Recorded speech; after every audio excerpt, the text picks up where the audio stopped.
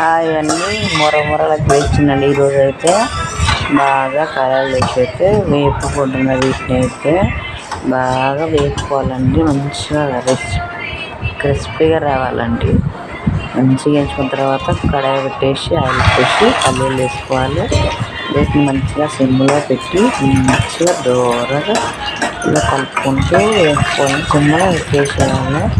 ఇలా బాగా వేసుకోవాలండి. వేసుకున్న తర్వాత కరివేపాకు తీస్తున్న తర్వాత అయితే కారం వేసి లైట్గా ఉప్పు వేసుకున్న మంచిగా ఇలా కలుపుకోవాలి. కలుపుకున్న తర్వాత అయితే ఇలా మంచిగా కొద్దిగా పల్లీలు కరివేపాకు వేసుకున్నాం కదండి, అవి అయితే వేసుకున్నాం. ఇక ఇందులో ఉప్పు అయితే వేసిన మంచిగా కలుపుకోవాలండి. చాలా అంటే చాలా బాగుంటాయి. మన ఇందులో సరిపోతే ఏం తేవాలంటే అది మా మమ్మీ మస్తు వేస్తుందండి. నాకైతే ఇష్టం ఇవైతే పొంగులు.